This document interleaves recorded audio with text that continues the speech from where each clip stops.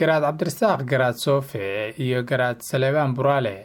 oo ka mid ah isimada dhaqanka Soomaaliyeed ayaa lagu soo dhaweeyay magaalada Ankara ee caasimadda dalka Turkiga kuwaasi oo ka yimid dalkii hooyo. qaar ka mid ah dadkii soo dhaweyntooda ka qayb galay ayaa xusay inay ku faraxsan yihiin. sidoo kale isimada dhaqanka ayaa dhankooda uga mahadceliyay soo dhaweynta iyagoo xusay in kulamo xog waraysi ah ay la yeelan doonaan bulshada inta ay ku sugan yihiin gudaha dalka Turkiga. halkan waxaan ku soo dhaweynaynaa garaad cabdirasaaq garaad soofe duraan iyo garaad Saleebaan Buraale oo ka soo kicitimay wadankii Soomaaliya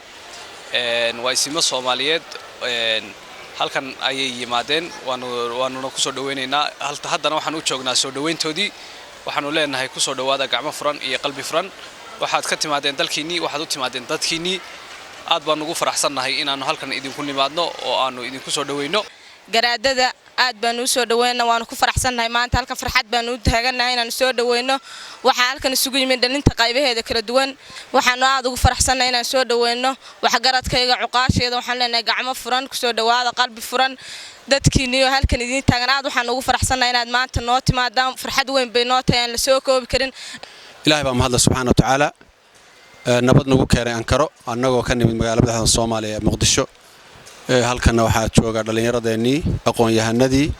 hablaheennii iyo inamadeenii oo soo dhaweeyay waa idin mahad celinaynaa aad iyo aad baan idinku mahad celinaynaa barakallahu fiikum Allah idin barakeeyo Allah idin xifdiyo dhamaanteena Allah maartayna la kulmiyo naxariistiisa aad iyo aad baa u mahadsantihiin waa isla joognaa insha Allah ta'ala assalamu alaykum wa rahmatullahi wa barakatuh. bismillahir rahmanir rahim alhamdulillahi rabbil alamin dhammaan dhalinyarada halkan ugu soo dhaweysay Ankara International Airport waa salaamaya aad iyo aad baad u mahadsantihiin waa ku faraxsanahay sida wanaagsan aad noo soo dhaweyseen khayr Allah idin siiyo dhalinyaradii family-ga ahayd wiilal iyo gabdhaba aad baad u mahadsantihiin khayr Allah idin siiyo waa waqti kulul in badan baadna sugayseen waa idinka mahadnaqaynaa waa isla tegaynaa gudaha waa is wareysanaynaa insha Allah. waxaan leenahay garaado ku soo dhawaada magaalada Ankara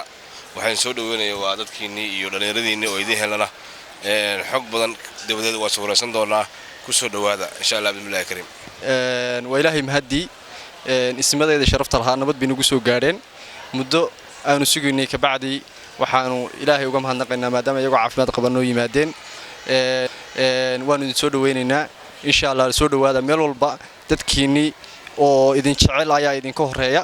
soo dhawaada ismadeeda qiimaha